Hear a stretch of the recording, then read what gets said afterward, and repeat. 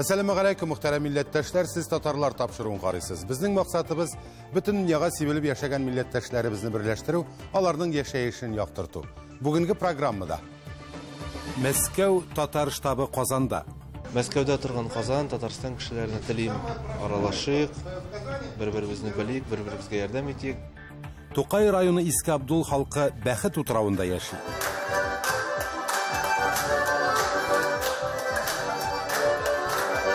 Saratovda Tatar tarixine bağışlangan yana kitap çıktı. Bu kitabın formasının, yazmasının bütün bunda profesyonel yazgan. Şunun için bu big motor kitap, onun turmuş uzun bulur da bileyim. Su Anası filmi kinoprokatda. Bu benimce bir zor iş buldu. Tatariston kinosi için. Çünkü bunday formatda eli bulganı yok iyi. Buxarada g'imir etuvchi millatdoshlarimiz.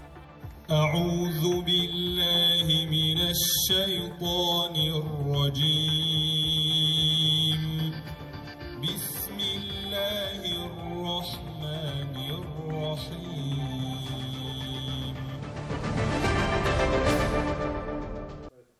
Tapşırığımızı şuşu günlerde uzgan kurkem vakigadan başlayız. Moskvada 2000 milletdaşımızı birleştirgen Tatar shtabı Qozonga keldi. Әлеге Moskva Tatarlары hareketinin tüp maksadı Tatar tilin hem medeniyetini saklav. Yaşlar bilen uçraşu, konsertlar, intellektual oyunlarını daimi ravuşta uyuşturucu shtab 22 yıl işli. Qozonda uzgan uçraşudan Dinara Habibullina.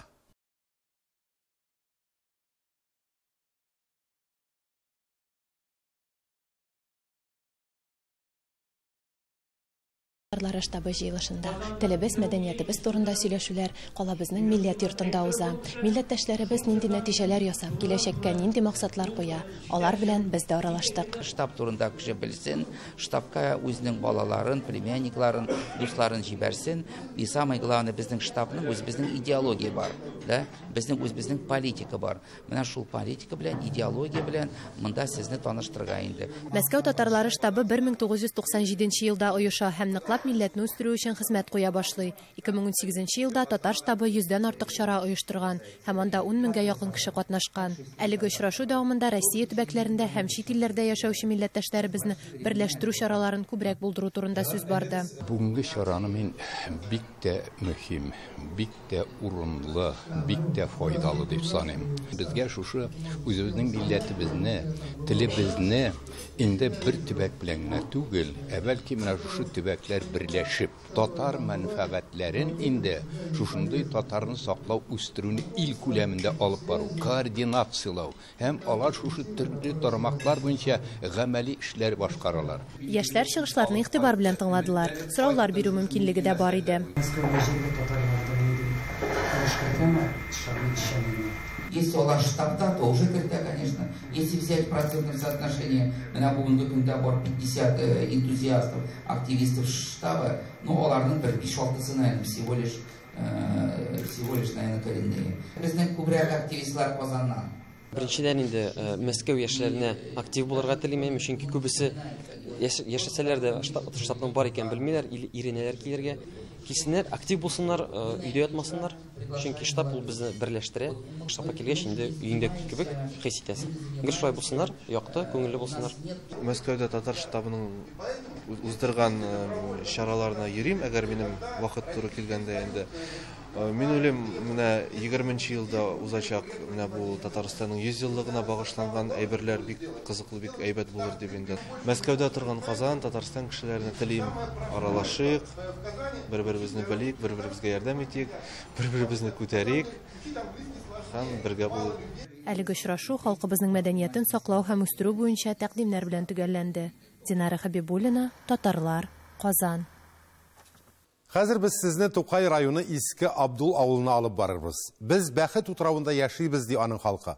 Авылның уңган булган кешеләре бүгенге сюжет геройлары булырга хаклы. Зур, төзек, мотор саланы күрүгә чыннан да Baxit утравы дисең. Аягында нык басып торучы авыл бу. Күмәк хуҗалык эшләп тора, икмәк пешерү цехлары бар. Яшьләр дә туган нигезләрендә калу ягын карый. Халык иҗтимагый эшләрдә актив катнаша, мәдәни тормыш кайнап тора. Хәер, буларның барысында алдағы сюжеттан күрерсез.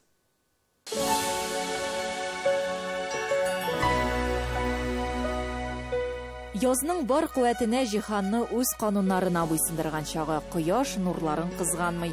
Оста зәркәнче кебек кар катламнарыннан элпә калынлыгындагы нәфис сыннар тудыра. Табигатьнең уяну чоры битараф калдыра алмый. Аның кешеләргә тәэсире дә зур. Яшәү матур, яшәү шундый матур. Якыннарга сөю Без хәзер Иске Абдул авылының хөрмәтле кешесе, үзенең 40 ел гомерен балаларга белем бирүгә багышлаган Татарстан Республикасының ат казанган укытучысы Клара Хөсәенова йортында. Аның күңелендә мәңгелек яз. Клара ханым матурлык ярата, сәнгатькә гашыйк, картиналарда ясый, шигүгә дә оста. Мин шигү эшенә мәктәптә ук өйрәндем. Аннан соң инде педучилищеда укыганда күпмедер шигү эше белән шөгыльләндем. Менә пенсиягә чыккач, ансамбльдә йөргән кызларга алъяпкычлар чигеп, яулыкларын чигеп биреп инде, менә шундый ничектер кирип киттем инде. Быел менә безнең Тукай районында Ак Калфак оешмасының күчмә утырышы булырга тора бит инде җәйкәне. Без инде әзерләнеп торабыз, бер җирдә дә күрсәтмәгән элекке вакытта уракка төшү күренешен ансамбль белә. Һәм инде күргәзмәгә менә берничә кул яулыгы чигеп куйдым инде мин. Мендәр төше чигеп куйдым менә. Иске Абдулда инде 53 ел торам. Бирегә юллама белән килдем. Кияүгә чыгып төпләнеп калдым. Үзем тумышым белән Актаныш районы Яңа Бугада авылыннан дип дәвам итеп китте ул сүзен. Минзәлә педагогия училищесын, аннан Казан дәүләт педагогия институтын тәмамлый. Математика укыта, укыту эшләре буенча урын басар, аннан директор вазифаларын башкара. Мәктәптә укыткан чакларын сагынып искә алды ул. Без менә эшләгәндә шушлай әтиәниләр белән бик тыгыз элемтәдә эшләдек. Баласы турында бик күп мәгълүмат беләдер әтиәниләр. Хәзер менә мәктәпкә чакыралар да ширеккә бер мәртәбә бетте. Гомумән тәрбия процессы хәзер мәктәпләрдә аксады. Еге дип менә әле үзебезнең мәктәптә дә аныгым укый бит 8нче класста. Тарихны русча укыйлар, физиканы русча укыйлар, бүтән фәннәрне русча укыйлар. Телне оныттыралар. Нигә еге биргән бала гына русча әзерләсен? Менә телне бетерү шуннан башлана. Авыл мәктәбе. Телне бетерү үзебездән тора. Аннан соң инде менә ничек дип әйтим. Без бит дәрестән соң алып калып балалар белән эшләдек. Хәзер укытучы өстенә репетитор яллыйлар. Димәк, укытучы биреп бетермәгән була бит инде. Ятта бит инде. Без алып калып эшләдек белмәгән балалар белән. Аның программасы да теге санпи кагыйдәләре буенча диләр. Нык катлаулы балалар өчен. Нык катлаулы хәзерге программалар. Кирәкмәгән әйберләр бик күп анда. Мәктәпне яраттым, киткәч бик яман су булган иде. Аннан ветераннар белән эшли башлагач бушлык тулыланды ди Клара апа. Икегә бүленеп эшлибез. Иске Абдул авылындагы ветераннар белән Иректан авылындагы ветераннарга мин җитәкчелек итәм. Мирәс Торнаташ авылындагы ветераннарга Шарафуллина Фәридә җитәкчелек итә. Бу ике авылда 120 хезмәт ветераны яши. 3 сугыш ветераны исән әле, 10 афганчы ветеран бар. Аннан соң сугыш ятимнәре 35. Сөенеп җөрим. Авылдашларны сөендереп, алар турында кайгыртып җөрим. Мин аларга сыер сауда эшләгән 2 сыер саучыга ветеран, хезмәт ветераны таныклыгы алып бирдем. Кайберләрен санаторийләргә, больницаларга, госпитальгә урнаштырып йөрибез. Сәяхәтләргә барабыз ел сайын.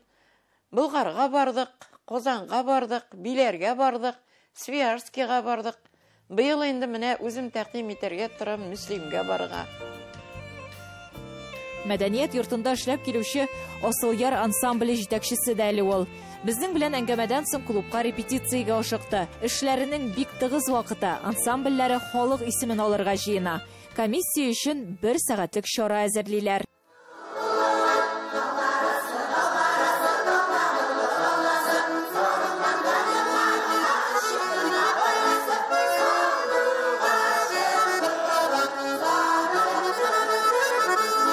Асылъяр ансамбле 2012 елда оеша. 12 кеше йөри, 2 гармончылары бар, уңышлары да күп. Казанда түгәрәк уенда катнаштык. 2 тапкыр безнең ансамбль Ознакайда Шатыртауда булды. Свердловскида 2 ел рәттән Сабантуй үткәрүдә катнашты ансамбль. 2 ел рәттән Сарапулда Сабантуй үткәрүдә катнашты. Оннан соң без Свердловский өлкәсе Ракай авылында региональ фольклор фестивалендә катнаштык. Бу уңышларының әле бер өлеше генә. Район күләмендә узучы чараларның да үзәгендә алар. Ансамбльнең сәнгать җитәкчесе Зөфәр Галләмов бирегә Тукай районының мәдәният бүлегеннән йөри. Әллә кайчан күреп алдым. Ошадылар алар миңа ди ул. Ансамбльнең репертуарын сөйләгән вакытта без фольклор ансамбле буларак һәр вакыт халык музыкасына игътибар итәбез. Бөтенләй яңгырамый торган җырларның берсе булды. Ол гарнитур җыры.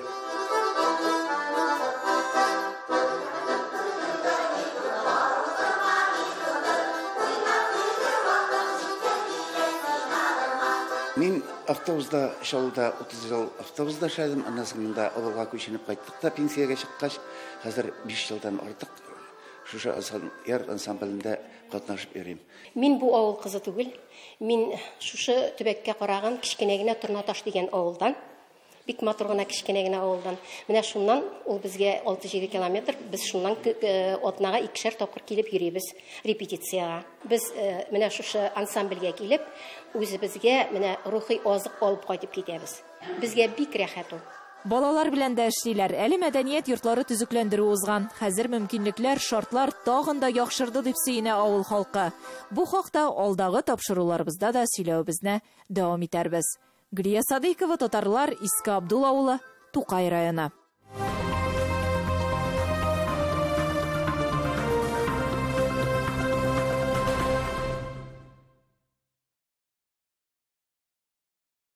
Җитмеш яшендә Минзәлә театрының күренекле артисты, Татарстан Республикасының халык артисты Рөстәм хан улы Муллин вафат.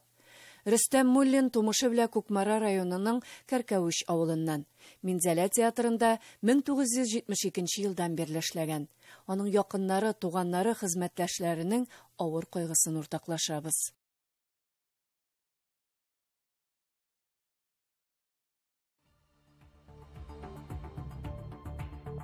Хөрмәтле тамашачылар, сез Татарлар тапшыруын карыйсыз. Программабызның икенче өлешендә Саратовта татар тарихына багышланган яңа китап чыкты. Бу китапның формасын, язмасының бүтән монда профессионал язган. Шуның өчен бу бик матур китап, аның тормышы узын булыр дип уйлыйм. Су анасы фильмы кинопрокатта. Бу менимчә бик зур эш булды Татарстан киносы өчен. Чөнки мондый форматта әле булганы юк иде. Бухарада гомер итүче милләттәшләребез.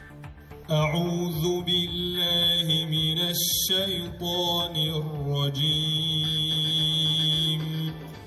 بسم الله الرحمن الرحيم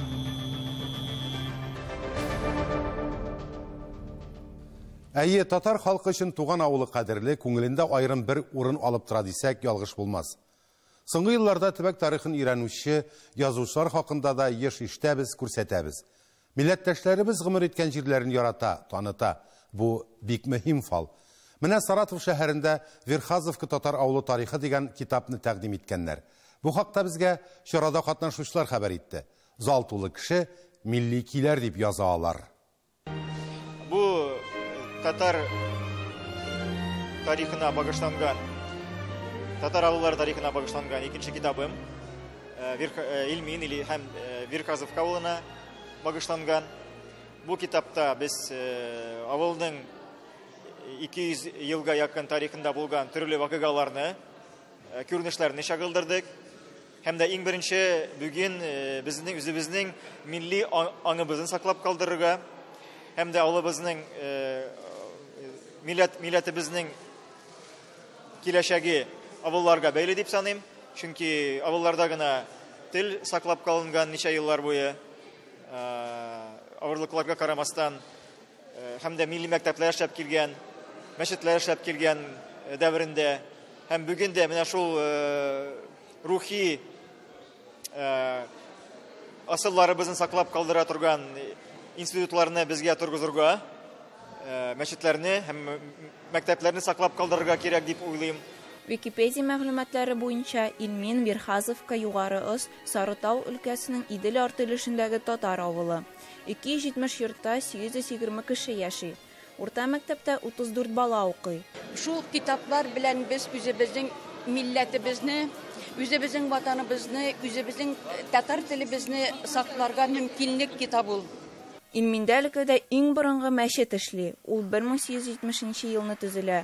Булай үзебезнең инде авылларыбызда җомалар үткәрәбез. Шөкер, йөри җомага кешеләр йөриләр. Әлхәмдүлилләh шөкер инде бүгенге көнгә чике. Хәзер инде бүген шунда җыелышка килдек инде авылыбызның китабы чыкты. Илмин авылы турында, Верхазовка турында тиргә китап. Безнең инде историяларыбыз язган. Каян килеп, безгә күчеп килеп, Пенза авылларыннан шул безнең степларда сивитсыз яшәп безгә алып бирделәр. Телебезне, динебезне.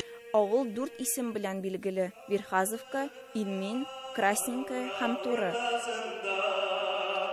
Беренче атамалы рәсми. Күрәсең йомышлы татарлар арасында очраган Вергазов фамилиясенә барып тоташа. Икенчесен җирле халык куллана. Өченчесе шулай ук рәсми. Карталарда бар. Дүртенчесе элек күчмә казаклар арасында кулланылган. Бу китап инде безнең күңелләрне күтәрүче. Бөтен рәхмәтебезне белдерәбез Али хәзрәткә. Чөнки анда безнең авылның тарихы, безнең әтиләребезнең әниләребез турында язган. Минем үзем турында да анда язган. Шунарга күрә бик күңелгә җиңел булды бу эшләр. Киләчәктә дә безнең менә Сарытау өлкәсендә 9 татар авылы, шушы авылларның тарихын турында китаплар булса, бик мең рәхмәтле булыр идек.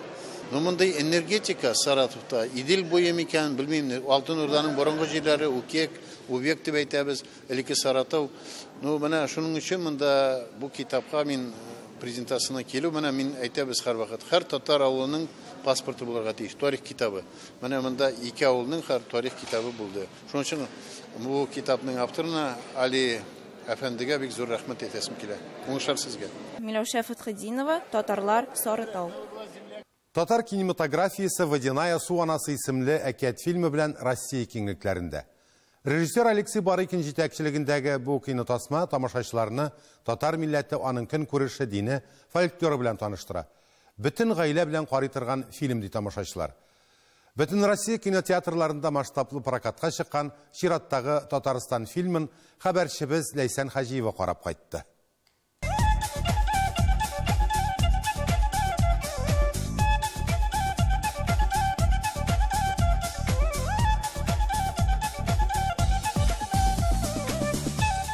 Фильмны Яшел Үзән районы Зур Ачысар авылында төшергәннәр. Каюм Насыйриның әкиятләренә нигезләнеп язылгач, без аның музее булган Ачысар, Зур Ачысар авылында шушы музейда төшердек. Ул бик фактурный, бик атмосферный. Анда җәй көне бик матур көннәрдә август айында төштек. Вот была такая мечта снять фильм по мотивам татарских сказок. Я очень люблю татарские сказки народные. И мы хотели снять вот такой вот фэнтези с волшебными превращениями, с таким напряженным сюжетом, и чтобы этот фильм мог выйти в прокат. Фильмның монтаж вакыты 2 елга якын вакытны алган. Это был технически очень сложный фильм, потому что мы делали действительно, там были трюки, там были сложная компьютерная графика, там были такие, постановочные кадры, где приходилось совмещать живую жизнь и компьютерную. Тип-рольләрдә балалар уйнавыда төшерү процессына үз авырлыкларын истәгән. Вообще, с одной стороны, было очень круто, что ты будешь сниматься, тебя будут все видеть на больших экранах. Но с другой стороны, все-таки было трудно, потому что это мой первый опыт, и я там ничего не знаю, как все работает. Мы очень много вот этой татарской литературы читали. Мне она просто очень интересная. Мин нәрсәсенә куандым, шушы фильмны урыс милләтеннән кеше ала бит җаным. Ата-анасы урыс, әби-бабайлары урыс. Нәкъ менә шушы татар әкиятләренә кичкенәдән гашык булып үскән. Гафу итегез, безнең татар әкиятләре баш кисү, убырлы. Анда мин үзем дә татар халык әкиятләрен яздырдым. Анда гел ниндидер явызлык, хөкем сыра. Ә менә монда ул аның үзенең лирикасын тапты. Здравствуйте. Фильмның эштән бер өлеше татар телендә булуы да сөендерде. Кинолента татар мәгърифәтчесе Каюм Насыйри белән таныштыра. Шулай ук ислам дине, татар фольклоры турында сөйли. Энциклопедик белем бирә ди артистлар. Мондый форматта әле булганы юк иде. Монда компьютерны да, аннан теге әкият та монда барысы да бар. Бу әлбәттә бу татар милләтен күтәрәчәк, минемчә. Бу бөтен Россиядә менә шул 50 үзегез күз алдыгызга китерегез, 54 шәһәрдә күрсәтелә. Һәм бу татар милләте безнең татар киносын үстерүдә бик яхшы дип уйлыйм мин. Шуңа күрә исламның нәкъ менә ниндидер бер терроризмга бәйләп аңлатыла торган формаларыннан читкә китеп, аның шушында якты матур ягын күрсәтә. Чөнки бүгенге көндә хәзер без бит ислам дигәч бардык, икенче бер СМИ чараларында гына сурәтләнгән әйберләрне күрәбез. Хәтта бу фильмнарны күрсәткәч, Россиянең башка шәһәрләрендә дә Алексей Барыкин әйтте, алар шаккаттылар ди. Нәҗәле шундый муллалар була, нәҗәле шундый имамнар була дип. Это сонасы. Ледяная. Кыскача эштәлегенә килсәк, Алина һәм Руслан әниләре Алсу белән аның туган авылына кайталар. Төнлә белән балаларның әниләре юкка чыга һәм аны бөтен авыл белән эзли башлыйлар. Бу образ миңа бик якын, чөнки мин үзем әни, татар әкиятләрне бик яратам. Сонасы иң якын әкият миңа. Фильм шулай ук Казахстанда да күрсәтелә. Ләйсин Хаҗиева, Татарлар, Казан. Милләттәшләребез артыннан дөнья гизәбез. Аларның яшәеше кызыксындыра безне. Билгеле, татар эзе, мөхите, яшәү шартлары да читтә калмый. Без сезне шундый сәяхәтләрнең берсе гүзәл борынгы кала Бухарага чакырабыз. Бухара шәһәре Үзбәкстанның көньяк-көнбатышында Кызылкым чүлендә урнашкан. Әлеге кала Үзбәкстан Республикасының иң зур шәһәрләренең берсе, тарихи мәдәни туристлык үзәге булып санала. Аны ачык һавадагы шәһәр-музей дип тә йөртәләр. 1993 елда Бухараның тарихи урыннары ЮНЕСКОның бөтен дөнья мирасы шәһәрләре исемлегенә кертелгән. Анда булган чираттагы вакыйга очрашуларны Ләйсәнә Садретдинова дәвам итәр.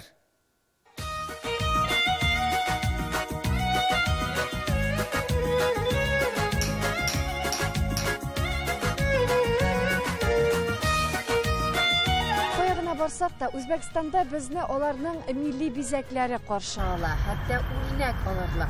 Билгеле инде мин дә үземә аларның милли бизәкләре төшкән яулык алып бәйләдем. Аннан соң балчыктан чүлмәк ясап карадым. Бухара халкы бик кунакчыл, ачык йөзле, ихлас, кулларын йөрәкләренә куеп каршылыйлар, сәламнәрен юллыйлар. Билгеле безне сәяхәтебездә милләттәшләребез узатып йөрде. Борынгы каланың мәчетләре монда килгән һәр кемне кызыксындыра. Аларның төзелеше, бизәлеше гаҗәпләндерә. Ә менә тарихи риваятләре хакында безгә татар кызы Рәшидә Бикирова сөйләп йөрде. Ул хәтта Бухарага мәхәббәтен дә аңлатты. За что вы любите Бухару? За аутентичность, за уникальность, за красоту, за святость, за количество мечетей. Здесь совершенно другой, можно сказать, даже воздух в Бухаре, потому что здесь ощущается духовность. Этого нет в других городах, поэтому я до сих пор остаюсь здесь.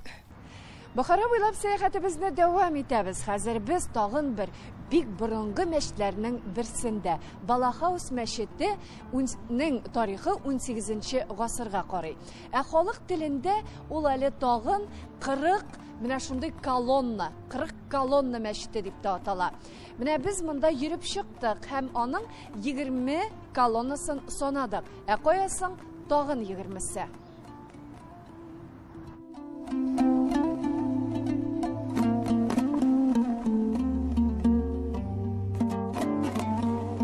Мугҗиза. Теге 20 колоннаның нәкъ көзгедәге кебек сүрәте әлеге суда. Шуның өчен дә халык телендә ул 40 колонналы мәчет дип атала.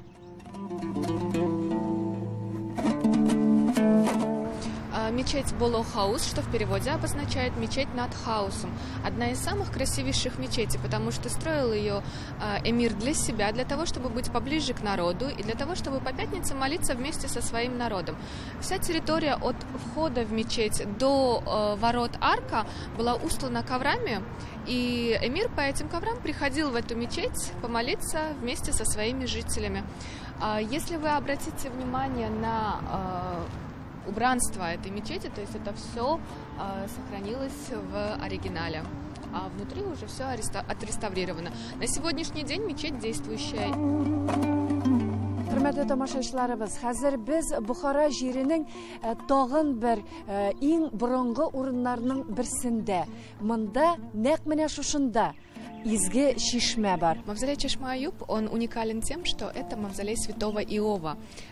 И уникальность заключается в том, что строился он, начиная с XII века, в течение XII, XIV и XVI веков. То есть даже великий Амир Тимур приложил свою руку к строительству этого мавзолея.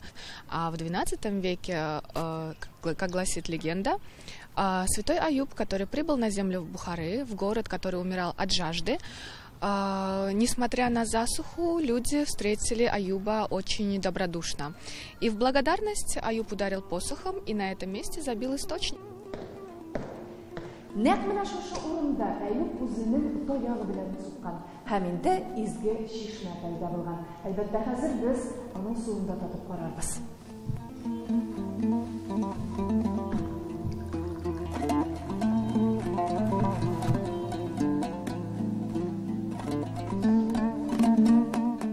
Тәмгә тәмле, газгына боллы дип әйтик. Иң мөһиме, әлеге шишмә суы бик күп авырулардан сауыктыра икән. Хәзерге вакытта да бик күп илләрдән, җирләрдән менә бу изге шишмә буена халык агыла. Әтенге Бухара аерым бер сихри бизәкләргә чума. Аны һәркем үзенчә кабул итә, үрнәк ала, горурлана, ярата. Ләйсәнә Сыдырдинова, Татарлар, Бухара.